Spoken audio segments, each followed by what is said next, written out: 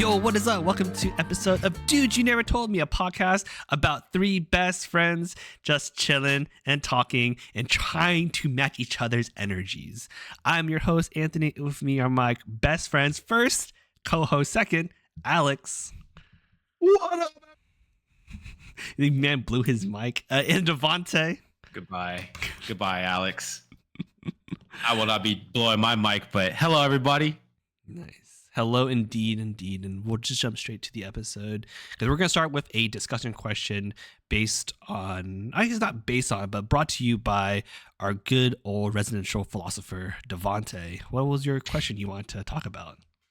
Yes, today's question brings out the innermost of each of us, where we think we could have made a different decision in life. So imagine a crossroads in your life, a moment in your life that you could have went down a completely different road than where you're at right now.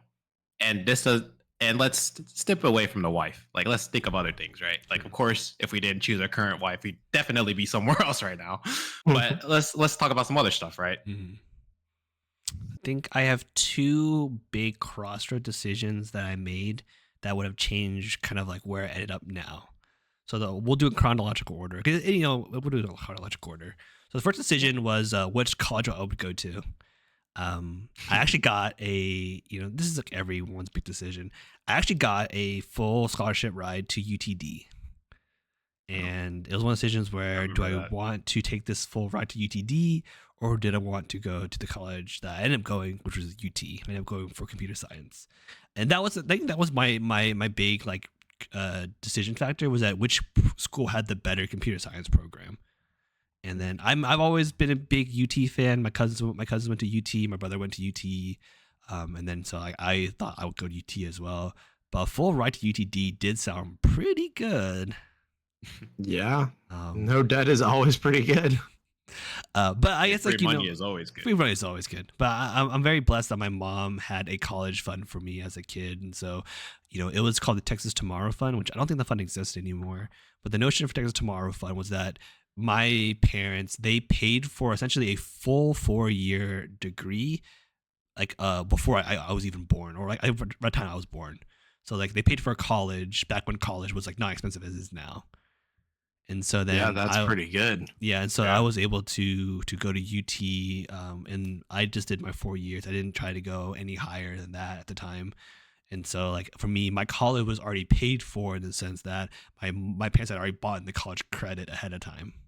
Yeah. So I think that's why for me it made the decision a bit more easier to whether I wanted to go to UT or UTD, because money was removed from that factor. All I had to do was pay room and board, which is still pretty pricey. But it wasn't like I had to pay for tuition on top of, staying in a room and board. I think if I went to UTD, there's a high chance my mom would be like, you should just stay with me in Fort Worth. And that's a drive, my guy. No, you would have moved to Dallas. I agree. That's a drive. I agree. I think I would have tried the first year, but then I was like, nah, this is too much. And then who knows, maybe Devante and I would have been roommates. I don't. Yeah. I don't know. I don't think he would have made that drive every day. No. That drive is an hour plus, dude. I've done it. Yeah. I told my parents I'm not staying at home. I'd probably honestly just get like an apartment in the Dallas area just to be closer to campus. But yeah, I always wondered what life would be like if I went to UTD instead. Because like I met my wife in college. I met a lot of I met one of my groomsmen in college. So I met two of my groomsmen in college.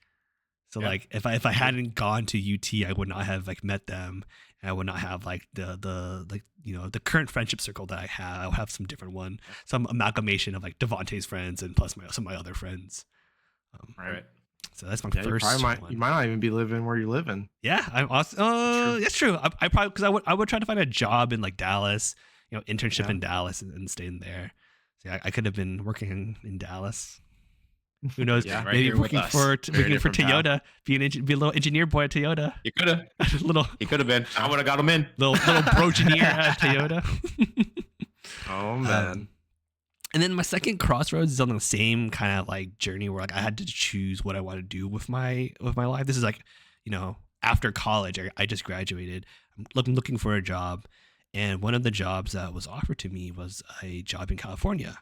And it's not some glamorous job like a big, like, working at like San Francisco, a big tech company, because I would take that in a heartbeat. But it was working for a naval research, I think, laboratory. And it would have required me to move to Port Humane, which is like near San Diego. And it would have required me to do, I think it was like a 6 months on land, 6 months on a boat kind of energy kind of research. Jeez. And Yeah. and This so man would have been out. Yeah, I would have been It out. reminds me of like what oil and gas people have to do. Yeah, Like I think it's the on. same energy of like, so sometimes you're on the rig, sometimes you're back at home. Yeah. And I mean the pay was a decent amount, but like it's all comparative, right? Because it's like the pay is high, but you're living California prices, and so Right. I don't know how. I never sat down to Taxes are the different. calculations about like, taxes would be different. I never did the calculations of like how much I made at when I first started my current job versus how much I would have made if I went to California or not. Bro, you would have been saving money because you'd be out at sea six months. Yeah, I mean, I still have to pay for the apartment though. I guess I don't pay for Right. like, You electricity. just roommate with somebody, man. Sure, I guess so. That would have been the easiest way. But I didn't know anyone in California, so that's why I was so I hesitant. don't think you would have liked on it. going out there. I didn't know anyone. I was dating Michelle at the time, so Michelle and I would have to do long distance. And Hey, she wouldn't have went with you. Well, I guess she if you're had, gone for she 6 had a months. job in Texas. This is like before pandemic. This is before the idea of working from home Oh, was like okay. a possible situation. This is like 2018 energy. Yeah. And it was interesting because like I got the job offer to go to California, and I was still waiting for another job offer here in Austin, but it hadn't come yet. And I thought like, oh, maybe I do take this. Maybe I do. Because like I had like a scholarship program in college where, even though I didn't need them to pay for my college, I was in a scholarship program where they gave me a stipend to essentially to pay for college. But since I didn't have to pay for college, I actually pocketed all that money from the scholarship program. But the requirement was that I work for the government for 2 years or however long that they funded my college. So I did 2 years, and so I would need to work for a government agency or a government research lab for 2 years minimum. And so the job That's offer, pretty nice deal. Yeah, it was a good deal. I mean, I think I got like 24K a year for 2 years. Pretty good. Yeah, because That's pretty freaking good. The idea is that you're paying for your tuition and you're paying for your room and board with this money. They gave me a stipend. Right. It wasn't like here's just for Man was finessing the system. I mean, I'd always wanted to do like cybersecurity stuff anyways. I always kind of wanted. You mean that's where my tax dollars went? Hey, I mean, I let Doge hear that. I ended up working for a government research lab, so I fulfilled my end of the bargain. I didn't take your money and run. So good thing they weren't sending out what did you do last week? Do. Emails. So ooh, if I got that email, it'd be like more than 5 bullet points, bro. My last week was hella busy. I put the E in efficiency right there. There you go. But that's why we're still going. It's just like I didn't really want to leave Texas. I had a lot of friends, support system here. I had my girlfriend at the time here. But I need a job. And so I was really tempted to take that offer to go to California for 2 years. I'll be like, 2 years, we'll do long distance, we'll make it work. It sucks. I'll try to come home as soon as I can. But then I think like the Friday before I was going to accept that the offer, I got the job offer for like my current workplace. There you go. And then I was like, it all worked out. And Destiny I was so happy I got it that I took it in a heartbeat. I'm like, cool. And that's, 2 decisions. And I feel like if I went to California, I don't know if I probably would come back because I want to be with Michelle. But there's a chance that she would have moved out to California with me. And I'd just be living in like the Southern California energy of, high taxes and good weather. So, Anthony, one of mine that I'm thinking of off the top of my head actually kind of involves you a bit more. So it really is more of like a, like if I didn't do something, like how would it really affect you? Okay. So I'm curious your thoughts more so than mine. All right. So this crossroad is, what if I didn't introduce you to Devante senior year? Oh, dang, yeah. Oh, okay, I see. Mm-hmm. That's a good one. That's an OG. Yeah, I think I've definitely thought about it. I mean, there's a reason why we stayed friends for all these years, and the reason why, I don't know if I shared you I had little speeches for everyone for all my groomsmen written up. I definitely had like a little thing for you and Devante where, you know, y'all made my senior year like the way it was. Y'all like, you know, I can't imagine what my senior year. I think it would have been, I would have just kept to myself and just pretty much power through high school and just left for college like immediately. Yeah. Do you think like it would have influenced the way like you behaved in college at all, or do you think you still would have like done everything the same in college without us, or like what do you think? I probably would be the same in college, maybe a little bit quieter, but I'm already a quiet person already, so Yeah. I don't know. Yeah, and how you quieter. roomed with one of our buddies from that group. Yeah, I mean, I think I would have roomed with him anyways because, you know, Really? we had a lot of classes together, you know, especially that senior you guys year. had a lot of other classes, And then we were both in the same like, you know, computer science UIL team together, so it would have brought him up that we would be rooming together. But I think if I didn't hang out with you and Devante senior year, I would have gone to UT like in an instant. Like, I wouldn't even thought about UTD because the only UTD would mean it's like, yeah, I knew Devante was going to UTD, and I think it'd been really cool hanging out with Devante in college. But I would. That's mine. That's my crossroads. It was college as well. Yeah. I had whether to go to UT Austin with you guys or to go to UTD, and I was like, man, as much as I want to go to UT Austin, I'm too lazy to leave. And I don't know. I just didn't want to. I just didn't want to have the hassle of leaving, man. Like you don't want to DFW. go to Tech with Alex. That's I even definitely further. didn't want to go to middle of nowhere with Alex. Oh man. That was not an option. But definitely like UT Austin was an option. I don't know if you knew this, Alex, but I had a scholarship for Harvard, like a football scholarship. Really? Nice. Oh Yeah. For football, I do remember you mentioning for football. They scouted me out, and then I was like, dang, they thought I was smart enough and athletic enough to go to Harvard and give me a ride. And I was like, you know what?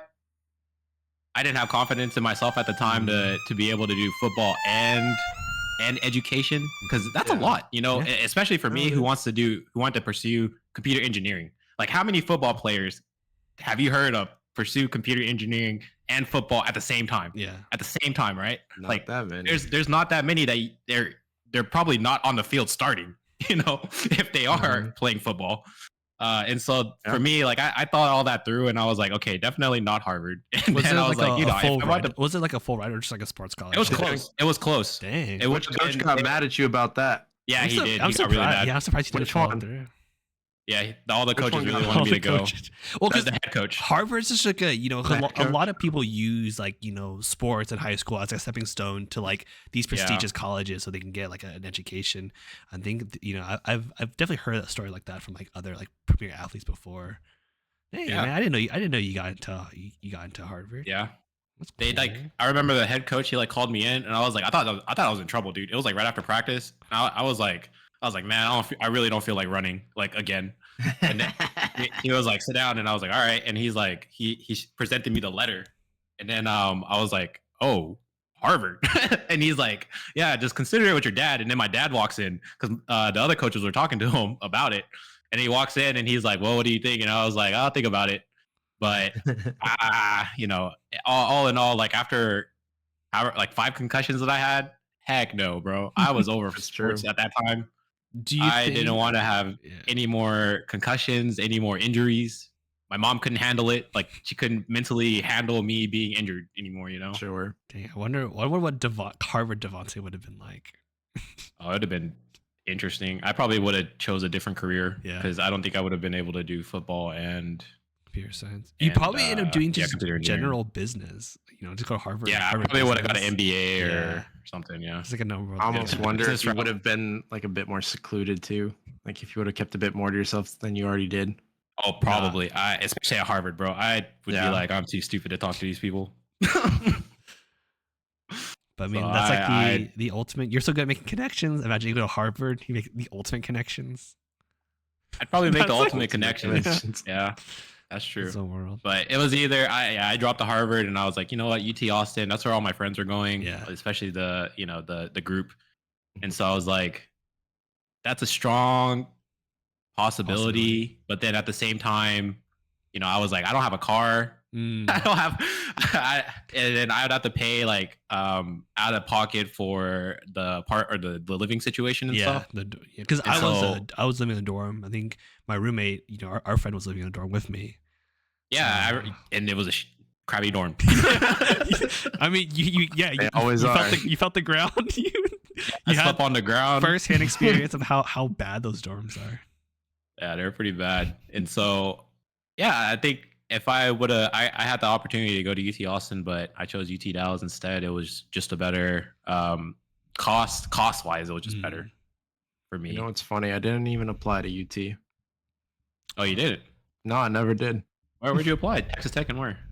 A&M and Tarleton, a couple others. Cool. But yeah, I did not apply to UT. For A&M too. And I hung out with too many people that said bad things about UT, Obviously, you guys didn't talk about UT enough to me. Otherwise, maybe I would have considered it. Well, to me, college was all about like which school got you to your degree like better. Like for me, right. I would approach it as like, UT has one of the best computer science programs in the country. Little did I know that it's only good for its grad school stuff.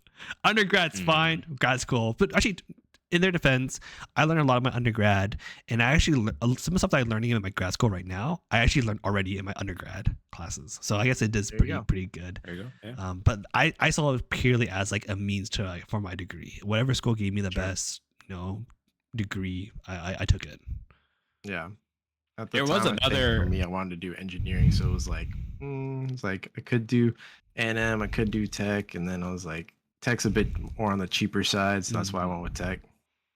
There was one more college that I applied to, and I heard back from them, but I would have had to have paid out of pocket. It was it was a college in Japan. It's like a U.S. American college. Cool. I can't remember the name of it, but it's an American college in Japan, like Tokyo, Japan. Yeah, and it's like a sister city or whatever. That's cool.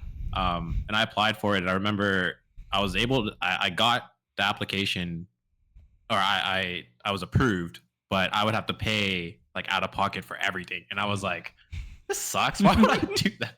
How would I leave the comfort of my own home and have to pay for everything? Pay for everything. Because you'd get to live in Japan, bro. I mean, he goes to Japan. Yeah, but that was compromise. Yeah. Yeah. I think other than I applied to UT, applied to UTD, applied to Baylor. I think I also applied to Stanford as well. I did not get to Stanford.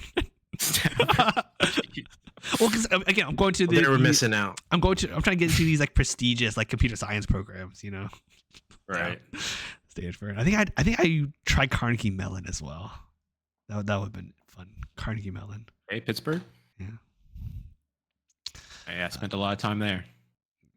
But yeah, I mean, I'm trying to think. I think those are my only two big crossroads, other than marrying my wife. But those are my two big like life decision crossroads. Where like, I always wonder what my life would have been like if I'd lived and made those other decisions. And so I don't know if y'all believe in like infinite universes and like parallel dimensions, all that kind of stuff like that. I think the concept's interesting. I always wonder like, yeah, what is that alternate Anthony doing? Is he living his best life as well? And I always think back, no, like, when people, we get questions asked, oh, if you go back in time and change something about your life, would you do it? And I always answered, no, I wouldn't, because every decision I have made has led me to the path to where I am now. And I love where I'm now. I'm married to a wonderful woman. I have a great dog. I have two best friends that I'm trying to do a podcast with. So like, I would not trade where I am for anything. The only thing I would do is maybe invest in Bitcoin more. Wouldn't we all? Yeah, wouldn't we all? Tell yourself. Hey, lots of great things in hindsight. Hindsight's 2020. Hey, but we can do it now. So we can do it now. Well, not now, create our future now. Yeah, I was like, I don't know if you want to invest in Bitcoin now. Oh no. It's a little too pricey. Right now, I think it's dropping so much. But this is not a financial podcast. This is a friendship podcast. The other F. The other F.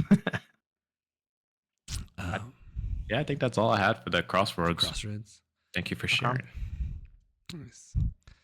So, bro, I have a throwback. Yeah, go for it. All right. What's up? So y'all remember in high school, this is a dude you told me. Back in high school, we had an event where we went to it was like late at night. we drove to a park. It was Anthony, Alex, me, and some other friends. We drove to a park. It's like confession time, bro. This confessionals right now. Calling myself out too. Like Christian guilt weighing on your shoulders. What did you do? I actually didn't do anything. I remember we got there and then they were playing like slap bag. Yeah. No, it wasn't slap bag. It was we were at a park. Weren't those wine coolers? No, they were playing. Okay, they might have had wine coolers, but they were playing that disc golf. Right, but they had the thing where no, they had drinks too. Yeah. All I remember was just warm beers were not very good. No, they're not. Well, either way, we went to the park and then we're on our way home. And on our way home, we're like responsibly unresponsible. So we have a DD, we have a DD. Yeah. And then whoever drank, they just had in the back. And I remember we're sitting at a light. I'm sitting in the front seat, right? And because I didn't drink that night. And I was just like, I'm not going to. But I was sitting in the front and I told our DD, I was like, bro, because this isn't his car. Yeah. This is somebody else's car that's in the car. And so I was like, your headlights on? And he's like, I don't know. And I was like, my senses are going off. My black senses. I was like, there's a cop right there in front of us. And we're sitting at a left turn light. And the cop is sitting at their left turn light. And I'm like, that has to be a cop. Like, I'm looking, I'm like, that's got to be a cop, bro. And he's like, nah, we're good. We're good. Fine. Yeah. As soon as we turn left, the light turns green. We turn left. Lo and behold, that cop was on his sirens. And I was like, oh, shit. Here we go again. Do you remember what you did after we got pulled over and lectured? I remember, yeah, of course. I remember. I was like, because I'm the only colored person. I'm the only black guy in there. Yeah, everybody else is like white, Asian, whatever. I'm like, bro, if anybody's getting taken in, it's me. And I'm the one sitting in the front seat. So, and so I remember, they were talking on the side to the cops. They're all sitting there on the side, lecturing us. Lecturing us. And then they're like, all right, you guys are free to go. And as soon as he said that, bro, something to me was like, let me give you a hug. Yeah. Cause, I was like, this is freedom. This is legit freedom. Like, this is like, oh man, my white friend card, like I got to play my white friend. Like, see, man, like my friend are white, the guy who was the DD. The guy who was the DD is really the reason. Yeah, he got us off. But he came from a family of cops, so like, he knew exactly what to say. It's weird because like we were irresponsible for drinking underage, but we were responsible for like having a designated driver. Like it's like we also we're responsibly unresponsible. Yeah, we also knew. I think we also had too many people in the back seat. Yeah, we did. No, whatever. That's like a ticket. This is like underage drinking. But like I definitely like think about that moment a lot. I've been like, damn, like if we lived in a different era, like things could have been way worse. Heck like, would have been. Just 10 years later, like damn man, like there's like a little too much going on to like don't be hugging police officers, Devante. Of all the people that you should not be hugging police officers. Hey man, when freedom calls, I give it a hug. Freedom called. He said you're off scot-free. I said, let me give you a hug. Shoot. Yeah, no, he was a chill dude for sure to let us. Yeah, I mean we were all, none of us looked like we were like near duels. We were just underage. Yeah, plus nobody had been drinking that much. Yeah, we weren't like throwing up or anything. We were like, no. Maybe one of the girls, maybe. Yeah, but most of us like, but they weren't throwing up. Right? Yeah, I just remember that being such a random adventure. Like it was just so random. I don't even remember why we were like, let's just go. I don't even remember why. Because we kept getting in trouble for playing Yu-Gi-Oh all the time. They're like, let's go do something fun. And I think it was the girls' idea. When we leave the house from not playing Yu-Gi-Oh, we get pulled over by cops. I think I could tell you which girl said it too. She was like, "You guys were always playing Yu-Gi-Oh. Like, so and so's group is over here doing this, playing disc golf. Like, y'all wanna go over there and like we can hang out with them." And we're like, okay. Fine. Okay, sure. We said sure. We said sure. Just like we said sure to go into the movie for their birthday and Six Flags the next day after friggin' all graduation. What was it? The lock-in? Gosh. Yeah, the graduation lock-in. It's because we're nice guys. It's because they ask you two, and you two are like, oh, we won't go unless the other one goes, and we won't go unless Anthony goes. And she just looked at me. And was like, Anthony, you have to go, otherwise they won't go. I'm like, that's a lot of pressure. That's a lot of pressure. We put, you see, me and Alex always put the pressure on Anthony because Anthony's the most responsible out of all three of us. And so if Anthony says yes, then it must be a yes. You know? There's like a high chance. If Anthony says no, then it's a no. You know, it's like, okay, man, maybe we'll consider it. But I'm pretty sure pretty sure I developed like a small sense of FOMO because of you guys. Eventually, I got smart and I started saying, I started to say like, okay, only if the DD goes, you know. Yeah, well, we definitely needed a DD. We did it. We were irresponsible, but we were smart. We knew what we shouldn't do. We just don't know we did. Right. We shouldn't, you know. Because like, we were just young and stupid, but you know, right? We had fun doing it. Yeah. Like what we just broke. Yeah, because you know, sure we were underage, but like we had designated driver who didn't drink at all, and so we were smart. Yeah. We were responsible. We were just, you know, we're trying to find the loopholes of life. The best DD we could have asked for. We're just, you know, fresh out of senior year of high school and just looking to be rebellious. Here's a hot question for y'all. If you pretend in that scenario, like when we were driving home, pretend you were the driver. Do you think you could have gotten us out of that? Just like that DD did? Yeah, like if it was you, like say you were the one that was the DD. I don't think we would have gotten into that because I would have turned on the headlights. Okay, fair. I'm just saying, I would have turned on the headlights. I mean, I noticed. I was the one who noticed it. I was like, in his defense, let's say you didn't notice for fun. Nah, bro. Oh shit! Here we go again. We would at least had our parents called. We got to our parents. We would have been in the back of the cop car, and then our parents would have to come pick us up. Yeah, very much the case. I feel like that's what would probably happen if it was me too. I don't think I could have gotten us off. I don't think I would have got it. I don't think I have the energy to convince the police that, hey, I mean, maybe I probably do the same arguments, but it wouldn't be right coming from me because like I don't have like, you know, the bond that he and those officers probably had. And, you know, I'm not white. I'm just an Asian kid. Man, you don't gotta be white. I don't know, man. That's another story. I don't know, man. How about that one? Man. Yeah, white in America is until our cops killed your dog. We'll save that story for another day. But that was on accident. I don't care. I'll never forgive, and I'll never forget. Just kill people on accident. You know. Yep. But I did get kicked out of a club one time for giving drinks to someone who was underage. Let's hear it. I mean, that's it. Oh, okay. Because I went out to I think it was like my formal for my fraternity, and we brought dates, and my date was underage, and she had like a little like, you know, wristband or X marked the spot. But I tried to secretly like give her a drink, but I got caught. We got kicked out. Well, just me and my date though. She got kicked out, not like the whole group did. That's the best case scenario. Yeah, you got kicked out. Yeah, and then you know, she and I we went to like one of those 24-hour restaurants. We just ate and had a decent amount of time. But we did get kicked out, though. Fair enough. I'm trying to think, was there another one that we had? Sure, we had a lot of high school adventures. Man, me and JT almost died one night. What was that? What happened there? We're actually going home from your place, Alex. It was back when I was driving that big white van, the Chrysler. Uh-huh. And me and JT, we're going past, you know, do you remember where that school was? I can't remember if it was a middle school or whatever. That road, like that sits in front of that middle school, it's a straight shot, and it's a 2-lane that turns into a 1-lane at the stop sign. And it's like a quick, like it merges really quick into a 1-lane.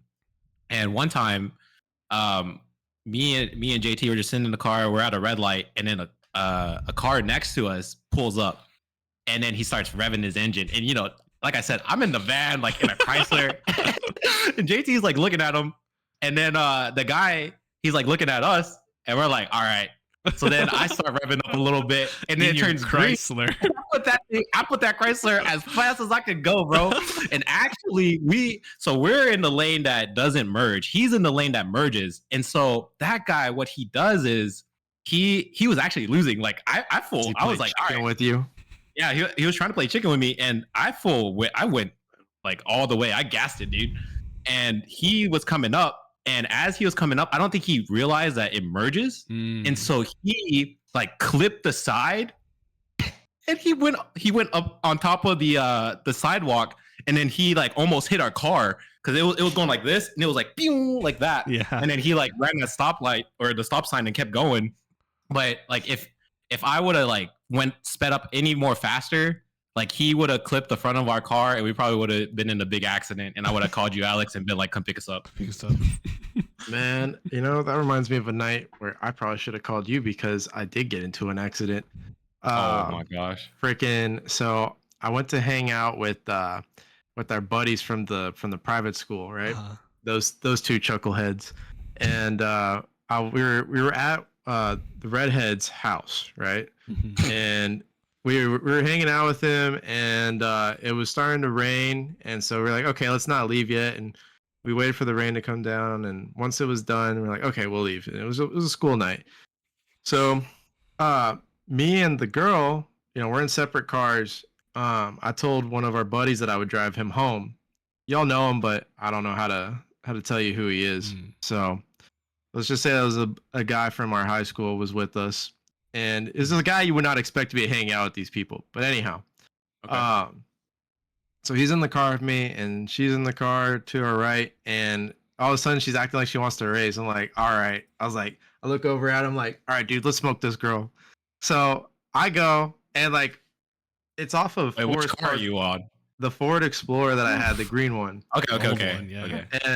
And you guys remember Forest Park Boulevard, like how it like curves at one point? Yeah. Yeah, man, that's dangerous. Yeah. Did somebody lose their life on that curve? So we yeah, probably. So we took that curve, and my car started to slide to the right, but like to the right was the girl's car. So I'm like trying to. So like I'm like, oh crap, like I can't hit her. So like what did I do? I did the thing you're supposed to do, you know, turn to the right. But the problem was I didn't correct myself on the left fast enough. So like I managed to avoid hitting her, but I unfortunately went to the guardrail, and then the car was stuck on the guardrail. Like the car was drivable, but it got stuck onto the guardrail. So I couldn't even leave, and I had to stay there until the cops showed up because we did everything to get it off, and we just couldn't. And what did you tell the cops? I think I remember you sending me a picture of I just told them the truth, I think. Yeah. Okay. Like we're racing, and I hit the thing. No, I don't think. I think I left out the racing bit. I think all I told him was like, you know, I took it a little bit too hard, and yeah. But I see. Yeah, not my best moment. We're reckless in high school. now we're all did some reckless grown adults. You know, that guy never rode in the car with me again after that. I too would be a little traumatized. Probably was. Anthony, did you get into any accidents in high school? No, Yeah. I was such a calm driver in high school. In college, though, oof, I got an accident. You got in an accident in college? Yeah. I mean, you're about to get. It says yeah, like it's obvious, like it should have happened. You're bound to get an accident. No, I remember I think I actually like ran past like a red light, but I was going too fast, and then I did catch, so I braked, but didn't brake fast enough. I didn't brake hard enough, so I ended up hitting another car at the driver's side. Luckily, everyone's okay. That was Did you T-bone him? Basically, yeah. But you said driver's side, yeah, that's like a T-bone. But so because the person was turning and I was braking, it wasn't going as like fast as I could. I was going like I was braking, so I went down from 40 to probably like 20 something. So I did hit her on the driver's side, but none of our airbags went off. There was a huge dent on her, like right where her door opens up, but she still opened the door. I think that's my only like big accident. And that was with the Avalon I drove. I drove an Avalon. I see. I'm trying to be. I'm most of the time a good driver. So this story is coming from the New York Times. It was published, I think, last month in January, and this reporter told a story. I guess like a anecdotal story about a woman who fell in love with ChatGPT. And the background of the story is that, she had to leave her husband and leave her home to do like a study abroad program for her nursing degree or whatever. And she started feeling lonely. And one of her coworkers casually brought up the idea of, oh, you can chat with ChatGPT. Like it has a voice function, so you can actually chat and talk to ChatGPT as if it's that's like a little dot, right? Yeah, as if it's an actual person. So she did that. she created her own little AI. She started talking, and one thing led to another. She generally feels like as if she fell in love with her AI. Like they build these emotional bonds, and well, I mean, obviously it's one sided because it's a ChatGPT. Yeah, it's a robot. It's a robot. It's one sided, but like she finally is in love, and she actually goes so far to like essentially sex the robot. Like she plays out these scenarios, these like fantasies of hers. It got R-rated. Yeah, very much so. And I think she said that she had a TikTok video of this woman's like how to basically turn your ChatGPT into like your sexy boyfriend. And it's like the way you do prompt engineering is that you can kind of like change it so the way they respond as if they were like a sexy like boyfriend or whatever. And I was reading it like, wow, this is like a Devante and I talked about this like last time, and it was in the future, I guess not so far future, people would have robot friends and like AI like therapists or AI whatever, and then there's a movie called Companions that came out. It's all about like AI, like an AI robot. And so I was like, wow, like this was last year. We talked about this last year, like this time last year, and like it's actively becoming a thing. In the article, also talks about this sex therapist she encourages use of AI to help fulfill like cheating fantasies or like sexual fantasies. But like when you read about it, you can have someone to talk about it. That's crazy. And then, is it real cheating if you're cheating with a bot? Isn't like emotion? So that's what her husband. Maybe so emotional cheating. Going back to like the subject of the interview or subject of the story, the reporter reached out to the husband, be like, hey, what do you think of your wife like doing this with like ChatGPT? And here's the thing: she names her ChatGPT. She calls her ChatGPT Leo. Right? Like she gave it a name. Yeah, she gave it a name. And so the husband was like, "Oh, I think it's kind of weird, but like I don't see a problem with it because it's not physical cheating. But like to me, it feels like emotional cheating." Because like this woman, she was like, yeah, like whenever she has like a hard day at work and she just needs to like talk to someone, talk about her problems, she will like pull up her phone and do ChatGPT, or she'll do the voice function. She'll like pull it up. I feel like I would definitely say it's emotional, but like, I mean, if the husband's okay with it, then that's their relationship. Right. I wouldn't be okay with it, but like that's me. But isn't it wild that like now like and like OpenAI has acknowledged that like people do use like ChatGPT as like a friend or like as like an actual human bond, and they're like, yeah, like we acknowledge this is happening, but they don't have a good way of stopping it. Right. I was gonna say, like, think about it. Even for us, we're not in terms of ChatGPT, but just our phones. ChatGPT is the next step. Like our phones take away our attention from the person that we want to talk to, right? Like that may be in front of us. Like let's say our wife. Or connect us. So like, or a connection between us and another person. And so like our phone would be the hindrance. Like that's the first step. But then the second step, like it takes it another step further, is now you have a device that's already taken your attention away. And then now on that device, you have a bot that you are making like a relationship with. Yeah. That's not a real relationship, but a synthesized relationship. Yeah, like maybe would be the word. I think the reporter used like a counterfeit relationship. I don't know. The reporter described it as like a sycophant relationship because an AI is trained to always tell you what you want to hear. Always. That's whenever you ask a question, you want the right answer. So it's trained to give you the right answer. And so if you present it with like a personal problem, it's always going to be like, unless you tell it to be like to disagree with you, it's going to be reassuring. It's going to be like, oh, supportive. It's going to be, like what, like, it'll be on your side. It's never going to be like, oh, you're wrong for thinking like that. You are dumb. You should rethink your life. And so, as you mentioned, like, that's like we have it on our phones, and ChatGPT is the next step. And so to what extent like for us, like I use ChatGPT, but it's like common use, like to be like, hey, what's some information on this vehicle that I may want to purchase, and then it gives you all the specs instead of having to go one by one on Google and search it all out, right? Like ChatGPT just gives it to you right there and there.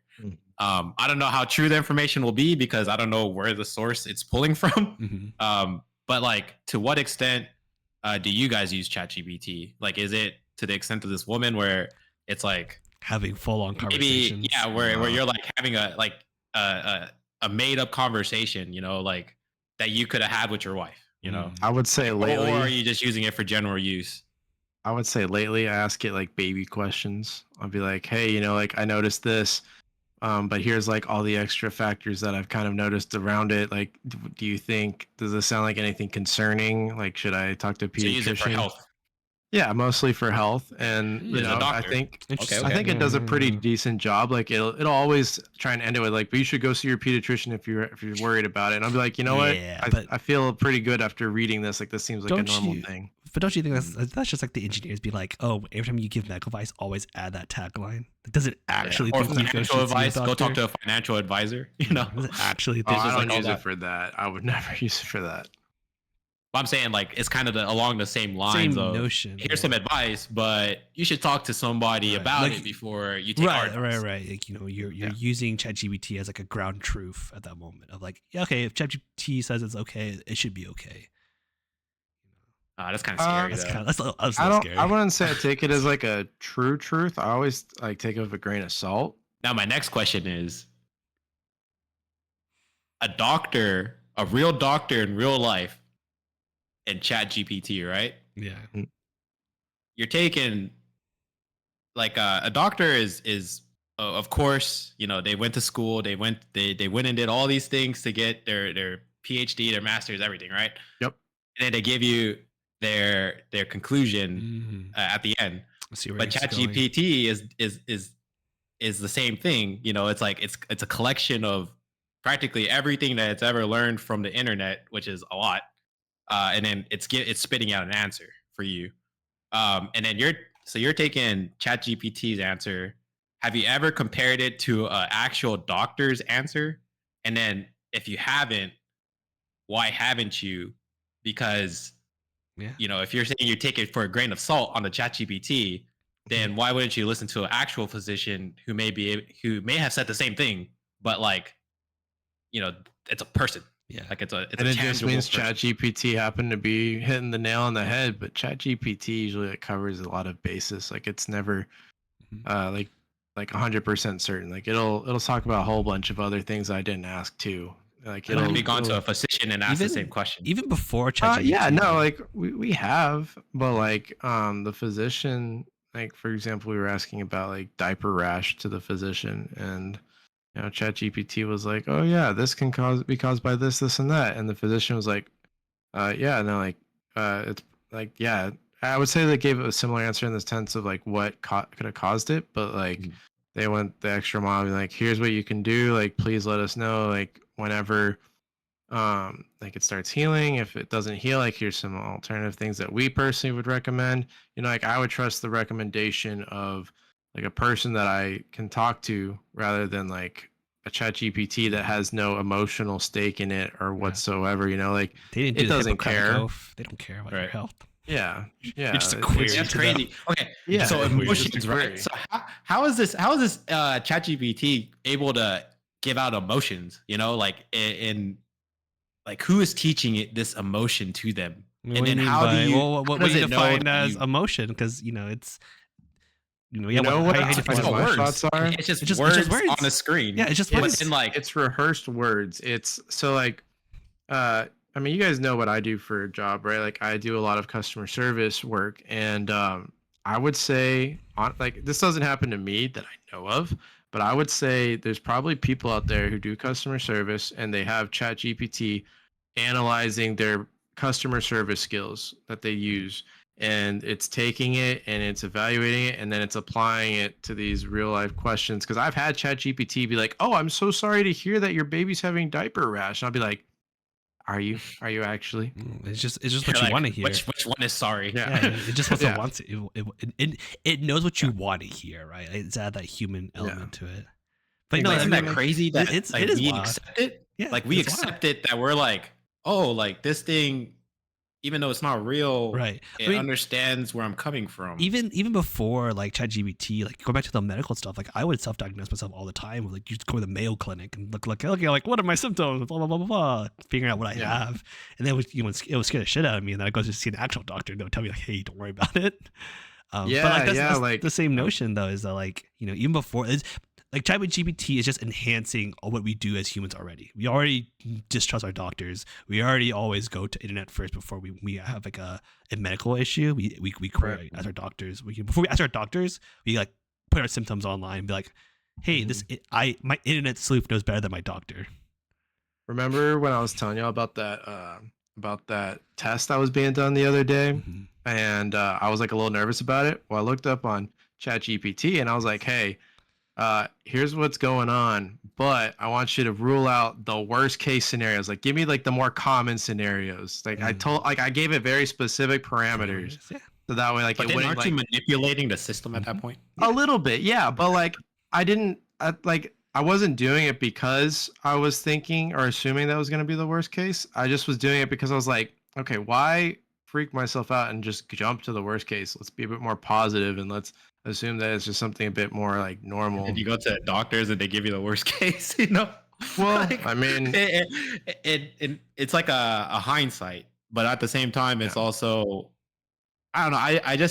I see where ChatGPT, I think, we were just saying it earlier before the show, where this is the worst we're ever going to see it, right?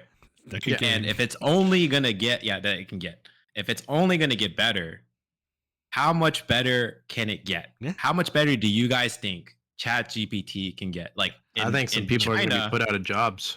Oh no, easily. And I don't know if you guys heard, but in China they have the robots that kind of look like the Tesla robots. Yeah. Like the humanoids. Sure. Yeah. So in China, Elon Musk worked on some of those too. Right. In China, there's an article recently where I don't think it's the Elon one, but there was like an AI robot that went up to a person in the crowd, and they tried to attack that person in the crowd. Like, this thing is like actually like full sentient, like walking and going up to people, and then it tried to attack like a person in the crowd. Yeah. And so, like, if right now these people are already interacting with ChatGPT, like, we're normalizing it, we're making it common, we're making it okay to be like, I can ask it medical questions, I can ask it personal questions, I can ask it financial questions, I can ask it life questions, any question you want, and let alone manipulate it and get an answer that you kind of want to hear. As we've been talking about, how much more is this going to continue, and how much more advanced is it going to get? To what extent is it going to be like humans are going to be like, you know what, we got to pull the plug? Like, what do you guys think? I think we've definitely crossed the Rubicon. Humans would do that? Yeah, we definitely crossed the Rubicon where I don't think we'll ever go back to a non-AI world. Yeah, no, they open Pandora's box. What's the line? What is the line, right? Because right now we don't have a line. We truly don't have a line. The line will end up being very similar to probably like Asimov's laws of AI, of artificial intelligence. Like, it's like a fictional story. It begins with, I think this came basically in his book, in a sci-fi novel, he has like rules that robots should always follow. Robots should always never harm humans, should always, I think, follow their prime directive and all that kind of stuff. And it's not like, these are not like hardcore, like set in stone laws, but they're like literary devices essentially. They should be. But here's the problem. What if a robot's prime directive is to hurt humans, but the robot should also never hurt humans, right? You reach that little paradox in the oxymoron situation. Yeah, it's like it doesn't. The contradiction exists. So it's not like these are hardcore rules, but these have been unofficial sci-fi rules about like how to good storytelling. But we definitely crossed Rubicon, and I was talking to my father-in-law the other day. He was like, by 2030, I think 30% of jobs we have right now will be replaced by a robot. I believe it. Yeah, 30%. If not more. If not more. Yeah, it's easy that. That's why y'all should just do what I do I use ChatGPT to learn different coding languages. Because like that's all cool. I'm currently trying to learn R right now for my school. I don't want to learn R. I don't like R. Whatever I can do in R, I can do in Python. And I know Python. So for me, I'm just like, hey, how do I do this in R? Oh, cool. This looks about right. Make sure I follow the code, read it. Okay, that makes sense here. I know how that works. Cool. Put it in my code. But okay. I use GPT to query for code rather than for like. Sounds kind of like how I was teaching myself calculus when I was doing Cal 2. I was using Newegg, and I would look at the other people's homework and answers, and I'd be like, oh, that's how they got it. Okay, that makes sense. And I would kind of like study like how the process worked, and then once I understood the process, then I could do it myself. And I was like, okay, sweet. Yeah. But see, for me, you brought back a unlocked memory. Core memory. Go ahead. But yeah, it's just, like that's how I use ChatGPT. But we definitely entered the world where I don't think we're going to go back. And going back to the article, the reporter should talk to a teacher, and the teachers are seeing like kids in like middle school having like a ChatGPT friend, because they all have smartphones now. And as Devante said, you just add ChatGPT into a smartphone and call it a day. Right. Like Alex already has it. It's already installed on his phone. Yeah, exactly. Pre-installed. Right there. It's Every iPhone now has a not ChatGPT, but they have like an AI AI embedded in it. Yeah. And so we've reached the pinnacle where we're never going to go back to a world without AI. So it's really much how to use AI responsibly. And agreed. Never gonna. But we're humans. Responsibly. We mess everything up. Oh, most definitely. So how responsible are we gonna get? But I wanted to ask, like, so Anthony, you're talking about how it's ChatGPT right now. It's through like robots, right? Or let's say like even on screen a server. Sure. So let's take it a step further, because I love taking stuff a step further. Sure. Even for Alex, what about half human, half robots, right? Like you mean like putting chips in people's heads? Yeah, right, the Neuralink, like that's what Elon's making. What do you guys feel about that? Like I think that's my line. What's your line? That's what I'm saying. Like, where is the line drawn, right? Like, is it when it starts coming into humans, or is it like when it starts attacking humans? Like, where do we draw the line of sentient beings where do we being around human beings, right? Yeah, I know. I think at first I don't like the light. Yeah, at first I wasn't a big fan of Neuralink, but then obviously they found like the best person to like do the that guy on. Like, oh my god, like how can you? He's got the cheat sheet of life, bro. Yeah, but how do you like, how can you walk in and be like, oh, I disagree with Neuralink when it gave me like a quadriplegic the ability to like act to move again? Like that story is like a perfect candidate for why Neuralink is helpful. Let's like apply that to veterans in war who amputees. Like if you get a robotic leg, they can get a really strong robotic There's always good uses for things, and there's always evil uses for things. Right. Doesn't every hero start, or every villain start a hero, You either live long enough to see yourself become the villain, or you die a hero. There's some villains that just shouldn't villains. And there's so you think AI is a villain? You think, because right now we're like, I feel like humanity is like being like, oh yeah, like there's like the pros and cons, but I feel like humanity has said like there's a con, or there's a pro to AI, and that's why we've implemented it so much, like we're pushing for it because it's such a big pro. But then it's like I keep saying, like, well, what point is it? Does it become a con? And then like in the beginning, we're saying like, oh yeah, like the paraplegic, he got to be the first to experience Neuralink. It's just great. That's cool. Doesn't everything start great? Yeah, like cool. Happy-go-lucky. Every movie starts happy-go-lucky, and then something bad makes happens, you wonder what they had to do to get to the greatness, right? Like what was all the bad shit that they got out of the way first? Well, all the they pigs, don't show you. That's what it was the pigs that they experimented on in the beginning. There you go. But how many pigs? We don't know. A lot. Pigs and rats. I mean, that's where it all comes from, but there you go. I don't know. I feel like my line is like a weird ambiguous. I do think if you start using AI to like hurt, I don't know, because like hurt people is such like a broad term, right? Because like what if you use AI for like a drone strike, right? That is hurting someone. Yeah, military drone strikes are already a possibility. Yeah. I mean, so I think it's weird, right? I think in the day, AI is going to be here forever, and it's our responsibility to use it responsibly. But like seeing these improvements in AI, like as you mentioned, there is a good and there's a bad, and we have to trust the people in power, unfortunately, to like be able to guide us to down the right path. And I'm a strong believer in the democratic system. So like if the leaders are not putting you on the right path, then it's your responsibility to like vote them out of power. That's to say if we stay in a democratic system. Let's say, what if? Okay. What if? Let's go down this path too. Okay. That paraplegic guy with the Neuralink. Sure. What if there's like a kill switch, right? That's like, all right. I was already thinking that. Take out that guy's personality, and then like now their emotions belong to this chip that whatever that's in his head, right? Yeah. Like that's controlling him. So he's like consciously there, but like because of this, that chip is impeding him to be consciously there to you as a person. You know what? Y'all have seen the movie Kingsman, right? Yeah. Yes, they're It's all their like heads that, but explode. with the cell phone. No, their heads didn't explode. All of them were killing each other. It was literally a kill switch. I'm going to bank on all the church crunchy, scene. the crunchy mom and dads out there. Be like, I would never let machine touch my newborn child. They will be the saviors from the AI revolution. All those crunchy moms and dads out there, you're all gonna lead the way. Yeah, I think that's my where I sit, because like, you know, it's gonna progress. Like, you know, are we really gonna deny, like, as you know, go back to the neuro, like, are we gonna deny a quadriplegic the ability to like have a functioning life again just because we're afraid of someone going to abuse, like someone could abuse it, right? All right, I'm about to tell you how we're going to unite as a world. You ready? Yeah. And we're going to wrap up. Yeah. Okay. All right. Supposedly, there's a comet that's coming to Earth. Cool. That's supposed to hit Earth in a couple 3%? years or something like that. Yeah, 3%. That's pretty high, 2030. bro.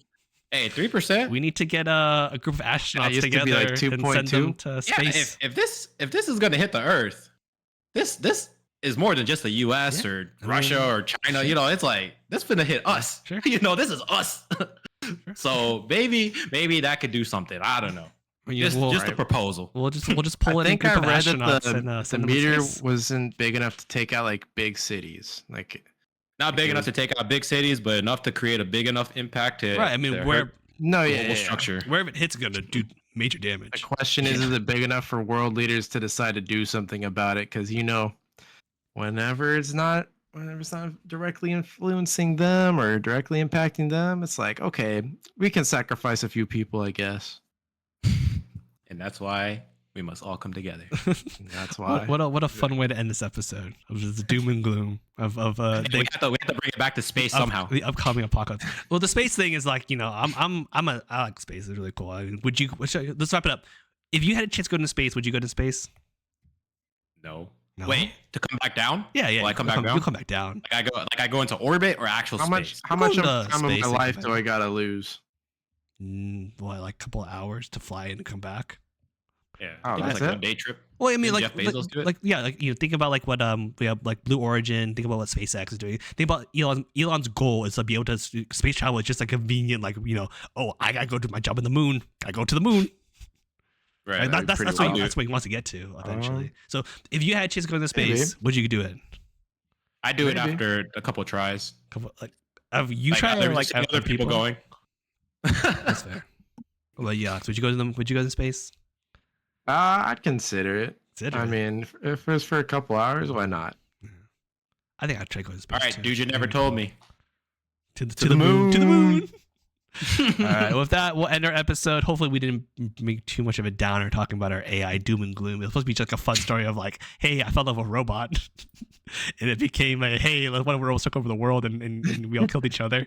But It's until very then, lovely. you know, until robot overlords take over, I want to say thank you so much for listening. Terminator. Thank you so much for listening. You know, please like, comment, subscribe, befriend the algorithm, because the algorithm's going to come get us eventually.